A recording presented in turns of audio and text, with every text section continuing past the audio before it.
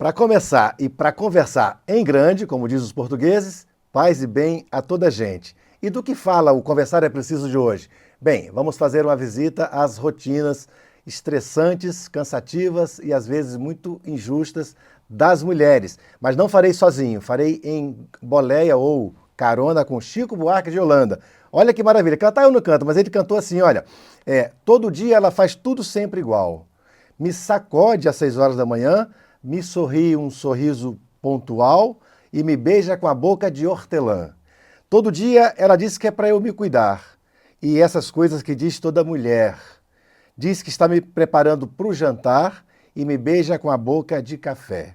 6 da tarde, como era de se esperar, ela pega e me espera no portão.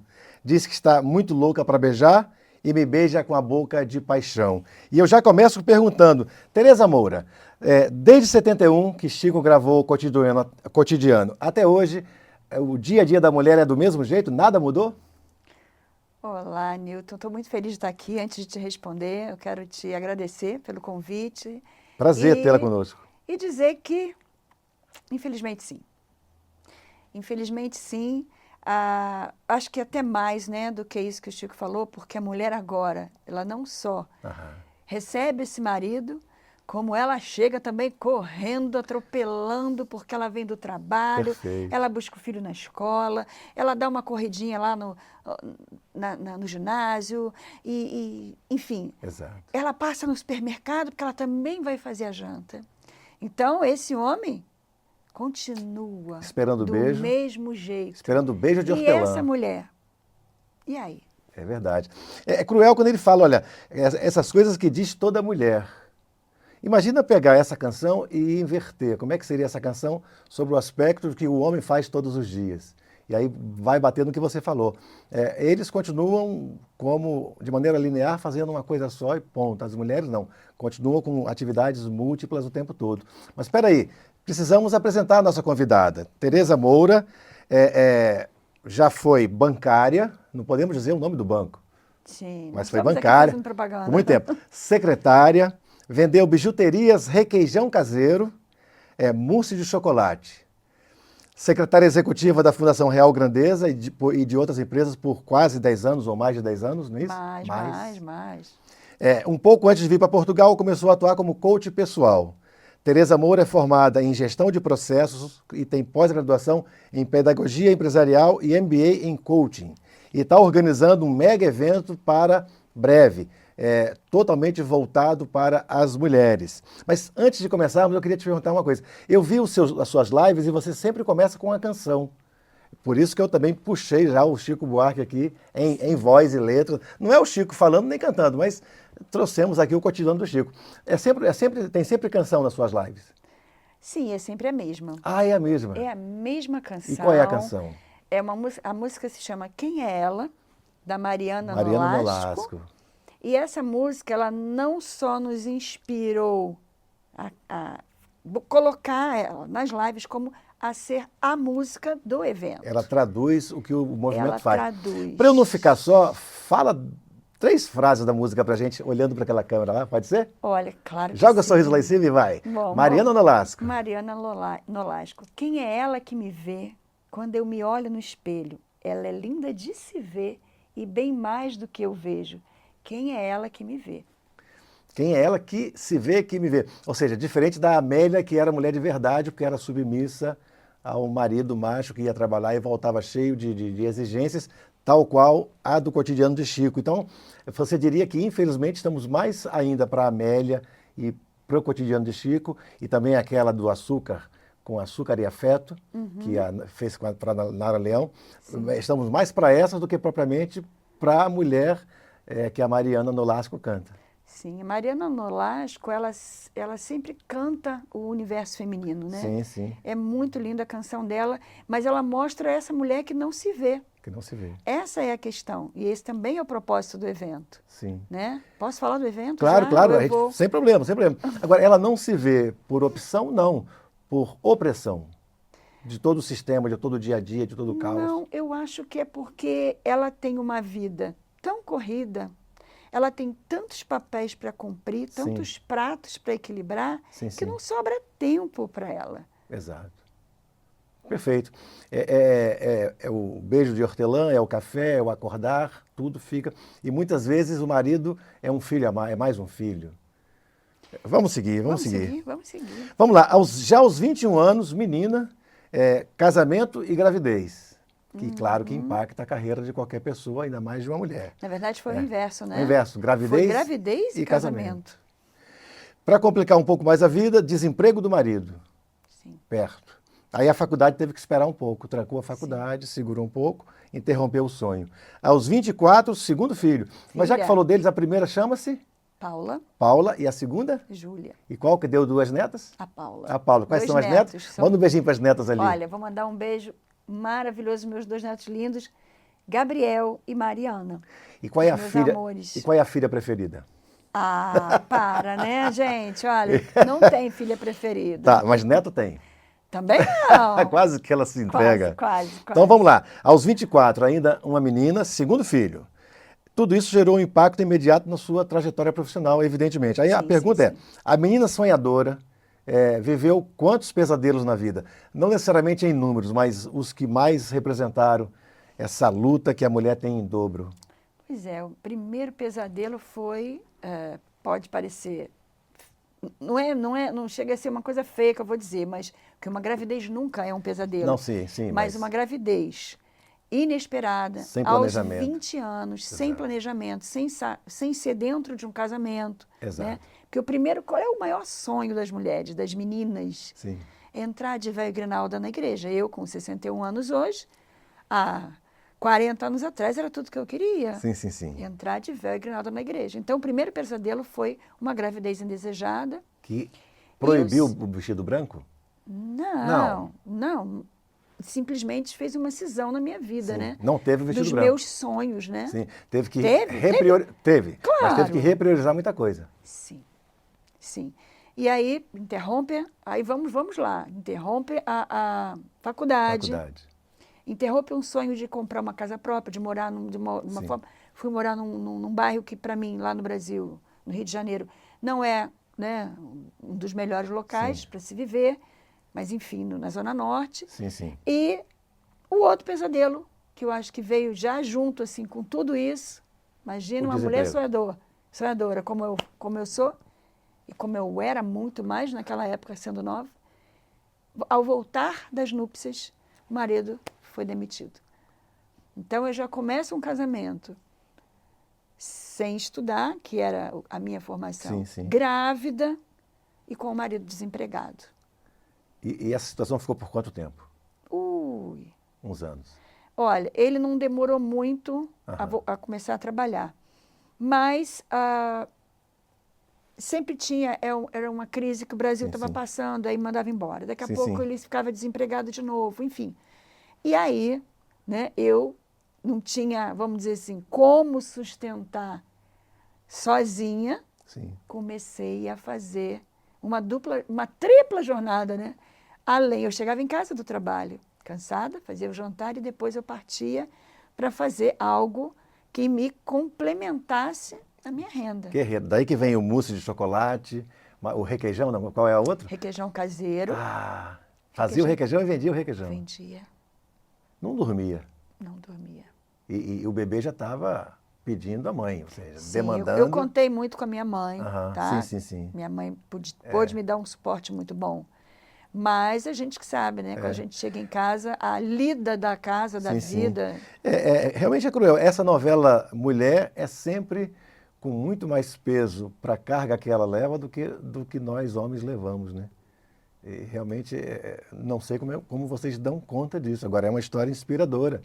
Até para elas se olharem no espelho e dizer, não quero isso desse jeito, tem que ser diferente. Bom, por falar da menina sonhadora e uma mulher guerreira que a gente vê, você fala que aos 20 tinha muito mais sonhos, mas a gente vê hoje uma jovem, ou seja, você está vendendo jovialidade e empolgação, brilho nos olhos de quem está começando uma carreira. Isso é muito bonito e muito inspirador. Ou seja, a idade não fez efeito, está em campo para jogar.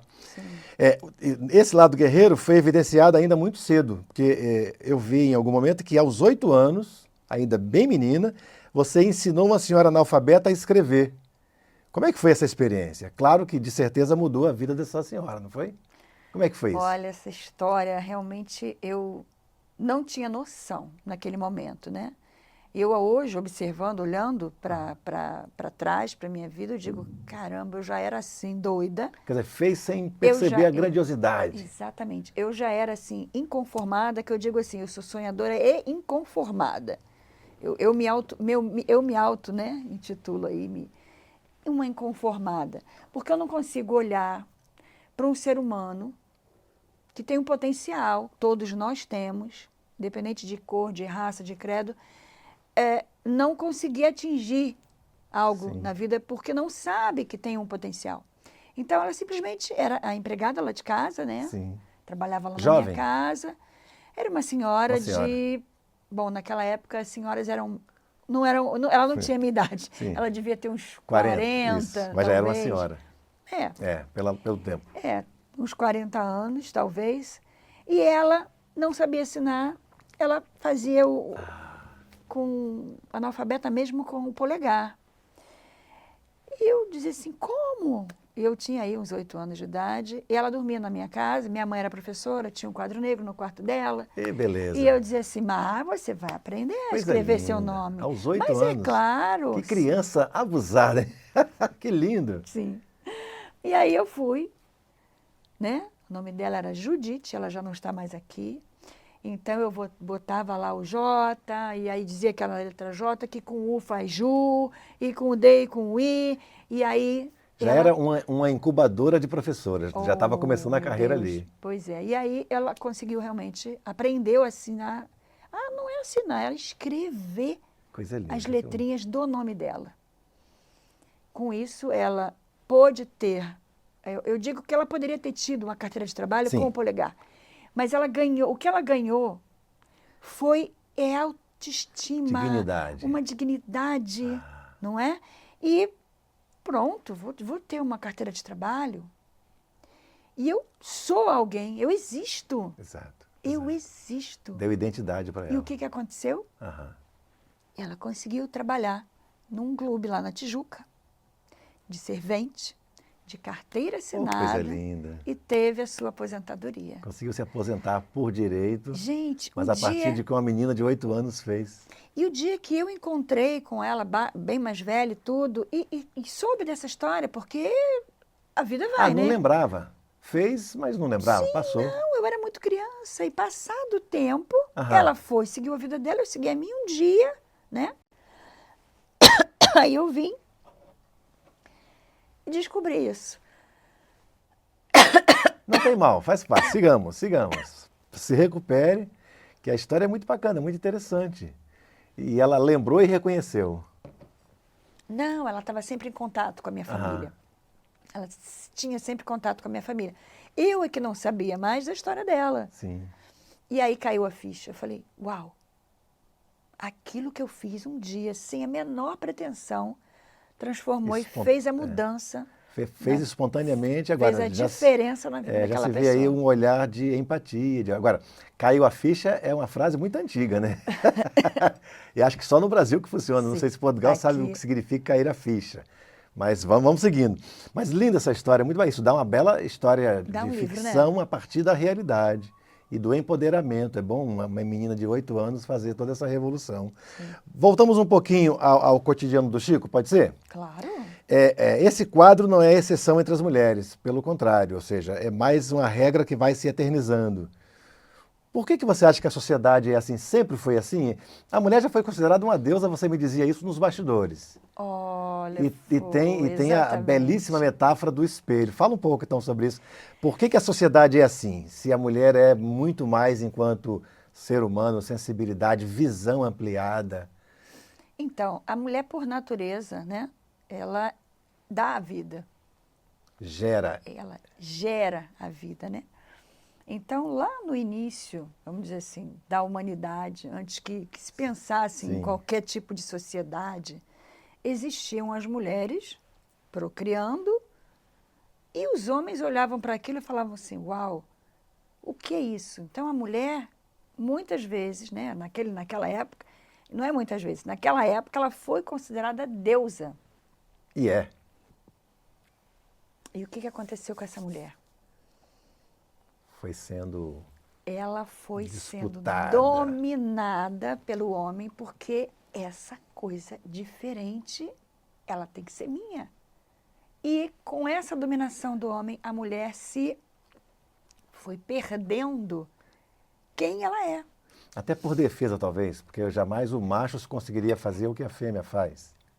Não é só do ponto de vista da procriação, é da criação, da educação, do abraço, do olhar. Ou seja, nada substitui o papel de mãe, da mãe. Claro que a gente tem exceções e tal, mas o fato de ser mãe, sem dúvida, é algo impressionante. E, naturalmente, o macho, o homem, talvez por defesa, se... Agora, aí vem uma sociedade muito, digamos, mercadológica, capitalista, industrializada e na pressa do consumir, aí acaba anulando essa pessoa. E tem uma questão que a mulher, com o passar do tempo, ela foi ganhando, retomando, vamos dizer assim, a natureza dela. Porque, na verdade, ela não está retomando poder, porque, na verdade, é a natureza da mulher. E então, é líder de natureza, por natureza. Ela por natureza. E eu tenho uma imagem muito interessante, porque nos anos 60, quase 70, poucas casas tinham televisão. Poucas, raríssimas. Na vila onde eu morava, só uma residência tinha, que era uma senhora rica, e ela estava passando a novela da Tupi, Simplesmente Maria, Carlos Alberto e Ana Magalhães. Não é do nosso tempo. Não. Eu era miúdo. Então, ela abria o janelão e deixava a televisão passando para quem pudesse ouvir. E aí, no quintal, várias mães se sentavam, assistiam a novela e conversavam. E os miúdos ficavam soltos, carneiros no pasto. Se algum miúdo caísse e ralasse o joelho, a primeira pessoa a socorrê-la não era nunca a própria mãe daquele miúdo, era quem estivesse mais próximo.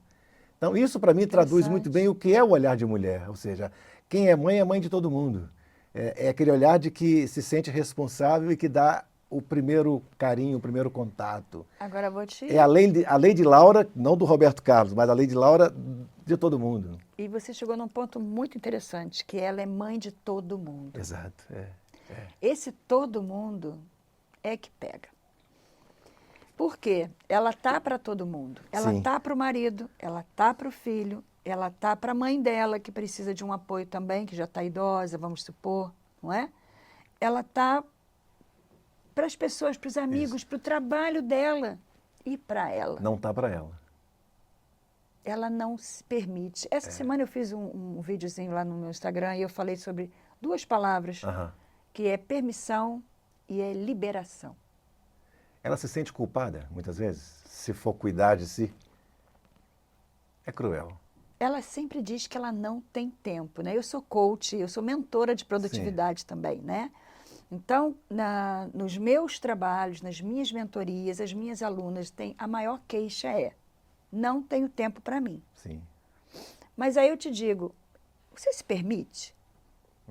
Você libera o marido, libera o filho, você não libera, você quer ter tudo ali. Dominar. No teu controle, digamos assim. E aí sofre porque não se vê naquele espelho. Exato. Eu não me vejo, mas eu não me permito ver. Eu não me permito parar para mim. E aí que vem a maior questão, que a gente volta lá naquela mulher que era deusa. Sim. Essa mulher, ela ainda tem a energia, né, da criação do feminino dentro de um lar, dentro de uma casa. Ela é o cerne, digamos assim, onde tudo gira. Sim. Se ela não está bem, se ela não está feliz, isso vai refletir nas relações e vai refletir na harmonia daquele lar. Na ambiência, Por isso ela precisa olhar para si. É aquela história da máscara de oxigênio do avião? Sim, sim. Cai a máscara de oxigênio. Primeiro a sua, primeiro depois, é você. Mas é difícil elas internalizarem isso. Se sentem muito cobradas, né? E muitas vezes ela não tem esse tempo ou não prioriza esse se cuidar e é cobrada por isso. Ou seja, o próprio pai ou marido, ou sei lá, o patrão, o chefe, que demanda demais, cobra por ela não se cuidar, não tem, exige o batom, exige como é que vocês falam, o rímel, o brinco e tal. Maquilhagem, como dizem aqui em Portugal, é maquilhagem. Ou seja, o padrão, né? Sim. E foi essa bagagem que levou você para o coaching pessoal?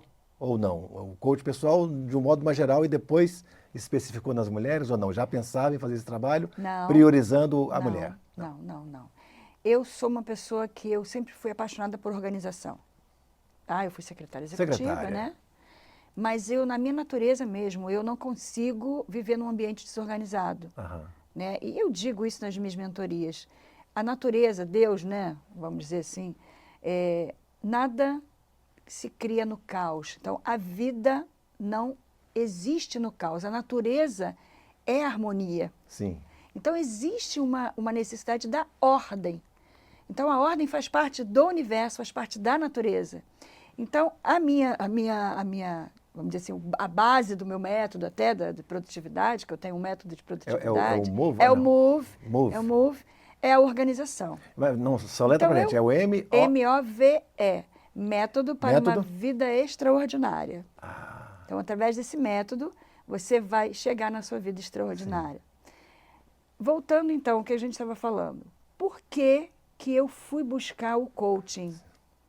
Depois de uma carreira tão grande, tão múltipla, né? Porque, apesar de eu ser muito feliz com a gestão de processos, da organização, eu percebia que as pessoas, né, estavam no meio de tudo isso, e sempre estão. E são essas pessoas que constroem. Então, tá bom, eu tenho processos, eu tenho métodos, mas se eu não tiver pessoas que sabem, né, seus valores, seus papéis, sua missão, sua visão de vida, aquilo não caminha. Sim. E aí uma coisa que eu sempre faço um paralelo. A empresa ensina pra gente, olha, nós temos a visão, a missão, os valores da Tudo empresa. na parede, né? E você, tu tem isso na tua vida. Exato. Então, o fato de eu buscar o coaching... Bem lembrado. Foi por conta do autoconhecimento, da importância de se trabalhar o interno. Né? Eu gosto muito de uma frase do Carl Jung que ele diz, quem olha para fora sonha e quem olha para dentro acorda. Então não adianta você ficar olhando para fora, né? Reclamando do governo, reclamando da vida, reclamando de tudo, se você não sabe, olha para ti, acorda, vamos ver quem tu és, quem tu podes ser. Tu sabe onde você quer chegar? Sabe o que você quer para a tua vida? Exato. Então, esse era um outro, como eu sou uma inconformada, né? Missão, como eu disse, visão, valores. Missão, visão, valores. E papéis. E papéis. Porque o máximo, eu acho, né? O máximo que a empresa chega é transformar os missionários em pessoas que vão fazer a missão da empresa acontecer. Sim. Então, eles soltam foguetes quando consegue que o colaborador internalize a missão da empresa. Mas pensar em trabalhar a missão da própria pessoa, ou seja, a vida além da marca, a vida além daquele período em que você se entrega para uma empresa. Aí está muito longe ainda, né? Daí a pedagogia empresarial. Daí Sim, eu ter que feito... você trabalha também. Eu fiz a pedagogia empresarial, que é a minha pós-graduação, e foi lá que eu conheci uma professora, aquela coach. Eu falei, cara, existe um método para fazer isso. Porque coach é processo. E é um método que é em qualquer lugar do mundo, coach é coach. Sim.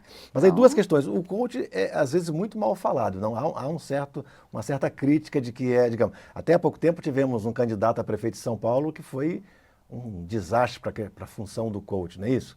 E como é que você garante que o seu coach transforma a vida de uma mulher? Aí voltando especificamente para trabalhando na questão da mulher, do empoderamento. Então, o coaching, né? Na verdade, coach é o profissional. O profissional. Coaching é o fazendo. É o processo. É o gerúndio que os portugueses não gostam. Não gostam. Como é que seria aqui? A coachar? Pode ser a coachar. Talvez a coachar. Mas vamos lá, te atrapalhei. Não sei, vamos lá. Então, vamos falar com relação a como é que o coaching, você falou do prefeito, aquela coisa toda, mas não vamos falar deixemos aqui, de coisas, deixamos isso cuidemos de da lado. vida porque não vale a pena. Mas o que aconteceu? há uma fala contrária, não é? Houve um tempo, sim. Minha primeira formação no coach foi em 2012. Sim. Tá? Quando o coach ainda estava começando. Só que houve um boom, principalmente algo lá novo. no Brasil. Né? Todo mundo porque é uma profissão que dá dinheiro. E se Era alguém só vem isso e que faz bem dizia. feito, aí todo mundo quer seguir o efeito Então, manada. banalizou-se uma E profissão. banalizou. Banalizou, inclusive, uma profissão que ainda não tinha nem sido Sim. institucionalizada como E uma que a crítica profissão. sugeria que havia digamos, uma superficialidade, ou seja, não era algo profundo, não transformava, ficava naquela camada superficial. Não era essa a crítica quando surgiu? Não, é porque, Mas assim, nem todo profissional faz isso, ou seja, há profissionais e há profissionais, claro. médicos, E advogados, qualquer área, e exato. qualquer área. Isso. Então, se você acredita naquilo, que no meu caso eu não entrei para ficar rica, Sim, né? sim. Para dizer assim, eu vou fazer coaching e vou ficar milionária, né? Então, milionários são os que já estão vendendo cursos por aí, Isso. não é? Mas é algo que você constrói como toda a carreira. Como um E você propósito. precisa ser sério naquilo que você faz. Sim. E por que eu me interessei pelo coaching? Porque eu encontrei no coaching a metodologia que ia permitir, né? Sim. Ia possibilitar a transformação. Porque o grande lance é a transformação. Sempre Sim. foi. Desde da menina dos 8 anos, desde a secretária que deixou de ser secretária executiva para ser gestora de processo, porque ela queria também transformar os processos da empresa. Então, a vida é transformação. Então você sempre se olhou para dentro? Eu, sim. Um privilégio. Sempre. Até hoje. Que bom, que Até bom. hoje. Que é uma inspiração para todas as pessoas, não hoje. só as É o que mulheres. eu digo, né? Eu sempre uso muito a expressão fazer acontecer, né? E eu digo assim, eu faço acontecer, eu vou fazer acontecer. Mas por quê? Porque existe um saber. O que eu quero para a minha vida? Sim. Onde é que eu quero chegar? Isso o coaching te ajuda. E dá para traçar um tempo para isso? Ou seja, em média, quanto tempo você leva dando uma consultoria para alguém chegar nesse ponto de transformação? Então, o coaching, na sua maioria, né, das sessões, são em 10 sessões. A gente trabalha com 10 sessões. Mas eu hoje já trabalho com 8 sessões, que eu acho que 8 sessões são 2 meses. Sim, 2 meses. Em 2 meses, uma vez por semana, você sai do ponto que você está hoje e faz com que a pessoa vá caminhando, passinho a passinho, semana a semana, né, na direção de onde ela quer chegar. E depende muito da pessoa, né? É uma parceria. Sim. É uma parceria. Claro que não adianta nada eu dizer para ela. Na verdade, o coach não diz nada, né? O coach ele faz com que você perceba dentro de você, tira de você as respostas que você precisa dar.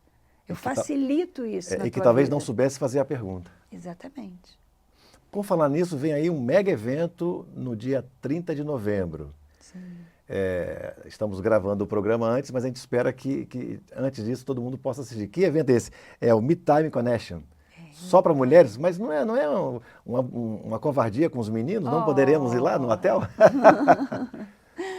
Não. Sim, brincadeira. Não tem como. Claro. Aquilo tudo que a gente já conversou antes. Isso. Bora lá. Perfeito. Essa mulher que não tem tempo para si. Sim. Então, o Me Time, como nasceu o Me Time? O que é Me Time Connection, né? Me Time é uma expressão em inglês que significa tempo para mim. Sim. Tá? Então, a gente até quando fala, usa a expressão, o meu Me Time, eu preciso ter o meu Me Time.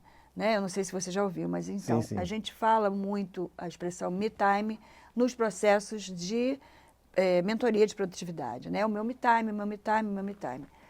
E daí, quando eu fui convidada pela minha sócia, que hoje é minha sócia, chama Idalete Fauri da Rosa. Brasil ou Portugal? Ela é angolana. Angolana. Mora no Algarve. Nós fizemos um curso aqui juntos, em Portugal. Eu tenho certificação de instrutora online. Só um segundo.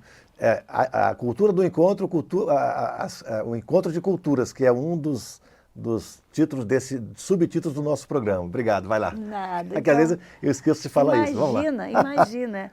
Aqui em Portugal, no meio da pandemia, eu fiz um curso, né, de formação de formadores, formação de certificação online. Criei meu primeiro curso online, eu tenho um curso online, que é o método Move e tal, e eu conheci a Idalete. A Idalete é terapeuta sistêmica, ela trabalha com mulheres já. Só que eu não tinha, eu digo assim, a produtividade é para todo mundo. Sim. Porém, a minha maioria de clientes sempre foram as mulheres, e com essa queixa. E ela me convidou, Tereza, vamos fazer um evento, vamos convidar algumas mulheres. E aí começamos a conversar, e aí nasceu o desejo de trazer um dia especial para essa mulher.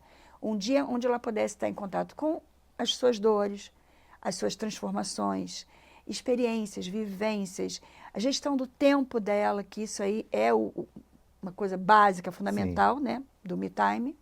E também fazer o networking, que hoje, Newton, talvez você já saiba, já deve ter entrevistado pessoas, a gente precisa estar conectado Sim. com outras pessoas. Em rede. Não é só conectado na internet. Sim, sim, sim.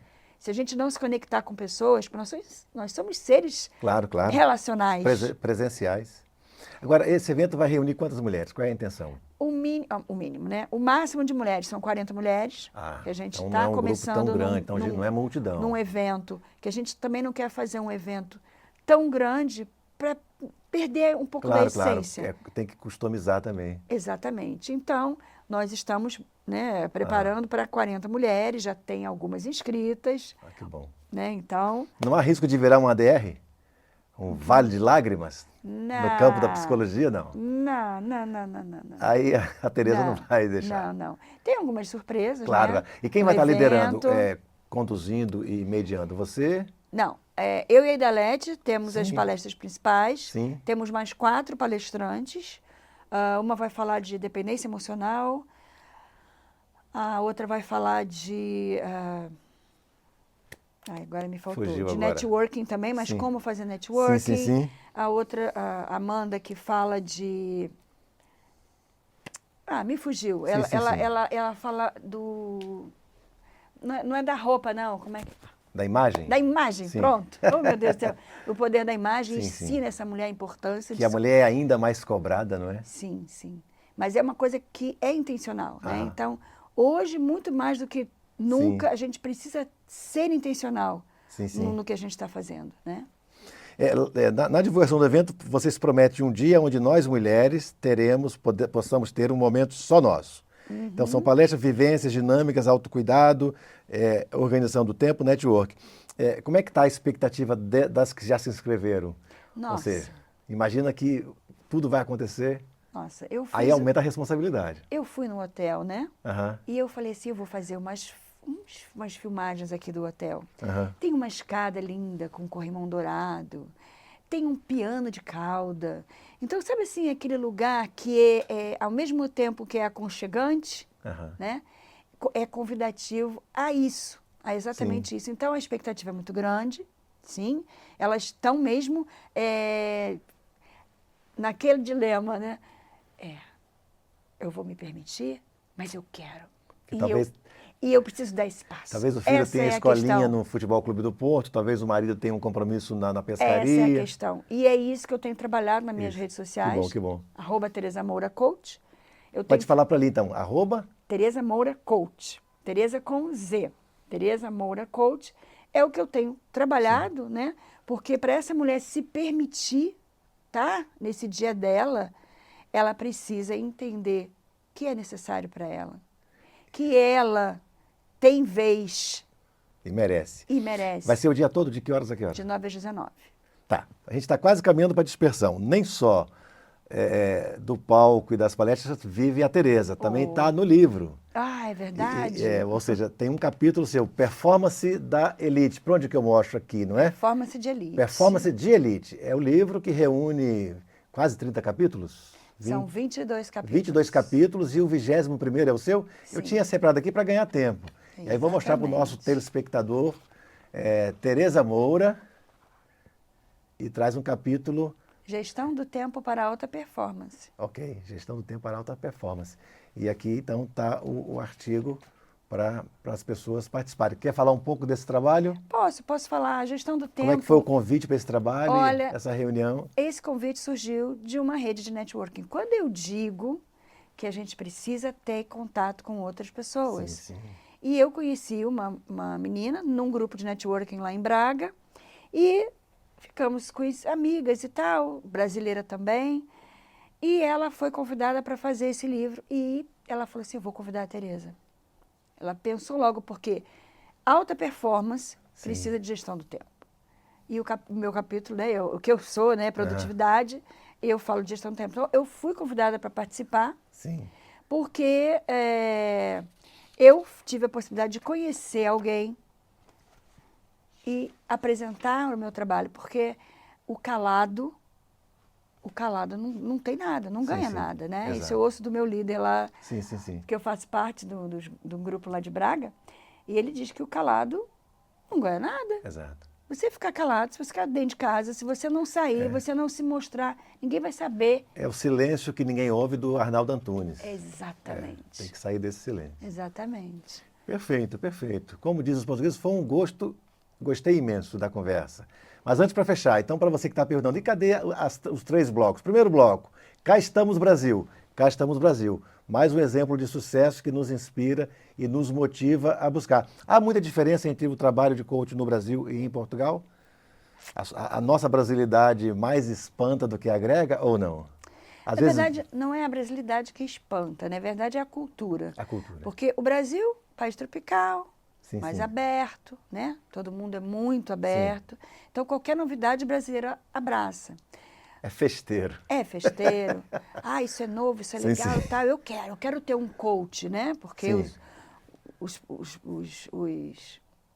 artistas, Sim, celebridades, Isso. tem um coach por Também trás quero para dele. mim. Mas aqui em Portugal, a gente encontra uma cultura maravilhosa, mas uma cultura muito mais reservada. Não sei se pelo Mais frio. céticos, talvez? E aí, com relação a isso, eles acabam sendo um pouco mais céticos. Por quê? Como é que eu vou ter um trabalho que eu vou mexer com autoconhecimento Sim, se eu estou fechado? sim. Então, eu nem quero saber. Isso aí é... Então, eu já ouvi muitas questões. Inclusive, eu tive um relacionamento logo que eu cheguei aqui e ele disse para mim, que coach? Isso aí não funciona, não. Uma bobagem. É sério. Foi assim. Mas existem Caraças. muitos... Mas isso é cultural E aí mesmo. vem um trabalho de conquista. Exato. Mas já tem muitos coaches portugueses Sim. fazendo muito sucesso. Mas não tanto como a gente vê lá fora. Então, a barreira que vamos supor, para eu ser coach aqui, primeiro, eu sou estrangeira, eu sou brasileira. E será sempre estrangeira. Não é? Sim. Segundo, para a cultura do local, Sim. é um processo que é meio assim, alguma coisa que eu ainda não sei direito. Então, eu não me abro tanto. É a questão da pertença que não é Mas, tão automático assim. Eu estou com 61 anos e ainda tem aí Experiência, mais uns anos pela frente. Da vendedora de bijuterias à educadora, percebe-se que você leva a mesma emoção para tudo que faz. Então, voltando, olha, cá estamos Brasil, orgulhosamente, com um grande exemplo para a gente se inspirar e buscar. Depois, qual é o segundo bloco?